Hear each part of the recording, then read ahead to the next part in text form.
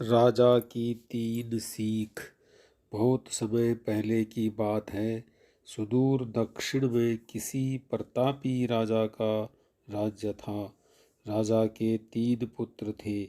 एक दिन राजा के मन में आया कि पुत्रों को कुछ ऐसी शिक्षा दी जाए कि समय आने पर वो राजकाज संभाल सके। इसी विचार के साथ राजा ने सभी पुत्रों को दरबार में बुलाया और बोला, पुत्रों, हमारे राज्य में नाशपाती का कोई वृक्ष नहीं है। मैं चाहता हूँ तुम सब 4-4 महीने के अंतराल पर इस वृक्ष की तलाश में जाओ और पता लगाओ कि वह कैसा होता है। राजा की आज्ञा पाकर तीनों पुत्र बारी बारी से गए और वापस लौट आए। सभी पुत्रों के लौट आने पर राजा ने पुनः सभी को दरबार में बुलाया और उस पेड़ के बारे में बताने को कहा। पहला पुत्र बोला, पिताजी, वह पेड़ तो बिल्कुल टेढ़ा मेढ़ा और सूखा हुआ था।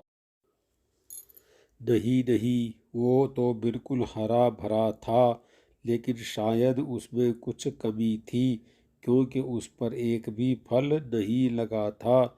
दूसरे पुत्र ने पहले को बीच में ही रोकते हुए कहा।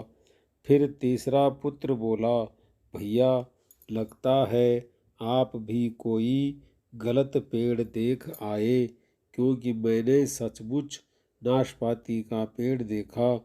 वो बहुत ही शानदार था और फलों से लदा पड़ा था।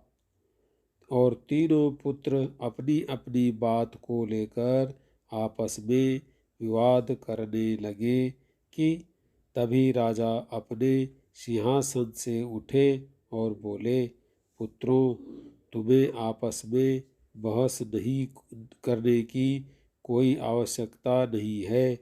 दरअसल तुम तीनों ही वृक्ष का सही वर्णन कर रहे हो। मैंने जानबूझकर तुम्हें अलग अलग मौसम में वृक्ष खोजने भेजा था, और तुमने जो देखा वो उस मौसम के अनुसार था। मैं चाहता हूँ कि इस अनुभव के आधार पर तुम तीन बातों को गांठ बांध लो। पहली, किसी चीज के बारे में सही और पूर्ण जानकारी चाहिए तो तुम्हें उसे लंबे समय तक देखना परखना चाहिए, फिर चाहे वो कोई विषय हो, वस्तु हो या फिर कोई व्यक्ति ही क्यों न हो। दूसरी, हर मौसम एक सा नहीं होता।